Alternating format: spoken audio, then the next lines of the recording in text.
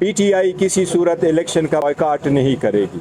हम election contest करेंगे और वो लोग जो पीटीआई की ये मुखालिफत की कोशिश करें उनको नाकामी होगी। इंशाल्लाह ताला पीटीआई के वर्कर सपोर्टर इलेक्शन में होंगे। एक मिनट आपने जिक्र कर लिया ये हमारे जो इसमें से दरख्वास्त गुजारे एक वाला, इसने प्रेस कॉन्फ्रेंस भी की थी, इसको पिक भी किया गया था, पुलिस ने उठाया भी था, इसने प्रेस कॉन्फ्रेंस भी की थी, हमने इसको निकाला हुआ है, उसका एक नोटिफिकेशन हुआ है। जाके पीटीआई के जितने भी मेंबर्स हैं हमारे पास एक पूरा डेटा है, क्योंकि चूँकि मैं इससे पहले चीफ इलेक्शन कमिश्नर था और डेटा को मेंटेन करना मेरी जिम्मेदारी थी। इसका इंटायर प्रोसेस मैंने कर दिया था। मैं इलेक्शन कमीशन को दिखाऊंगा भी कि मैंने व्हाट्सअप के है इसके जो बैलेट पेपर थे वो मैंने 27 तारीख को प्रिंट करवाए थे 3 तारीख के बाद, क्योंकि इलेक्शन कमीशन ने इस ऑर्डर को बड़ा डिले कर दिया था, जबकि आपके सामने ये ओरल अनाउंस हो चुका था, इसलिए वो प्रोसेस हमने कंप्लीट कर दिया था। लेकिन जितने भी एप्लीकेंट हैं हमारे डेटा के मुताबिक, और हमारा एक ऐप है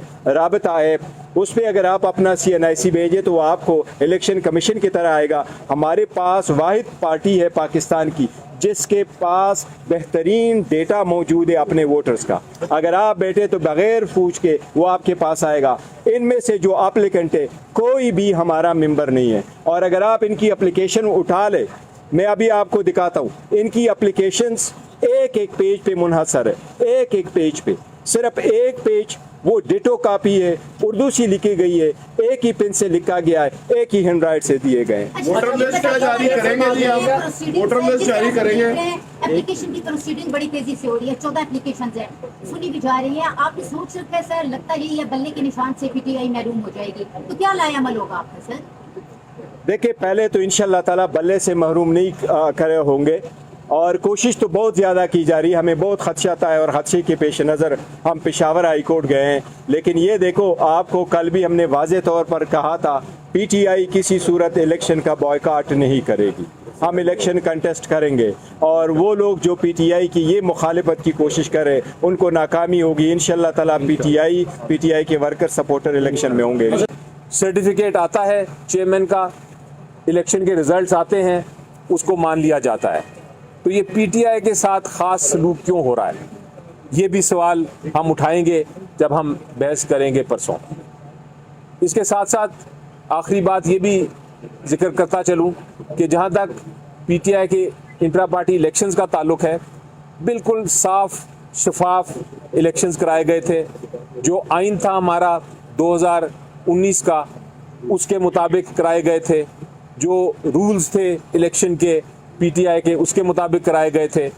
जो हदायत दी थी इलेक्शन कमीशन ऑफ पाकिस्तान ने कि आप 20 दिन में इलेक्शंस कराएं अपने आइन्स और रूल्स के मुताबिक, उसके मुताबिक इलेक्शंस कराए गए थे। हमने बैलेट पेपर्स प्रिंट कराए थे, हमने हर एक को मौका दिया था कि वो आके पार्टिसिपेट करें।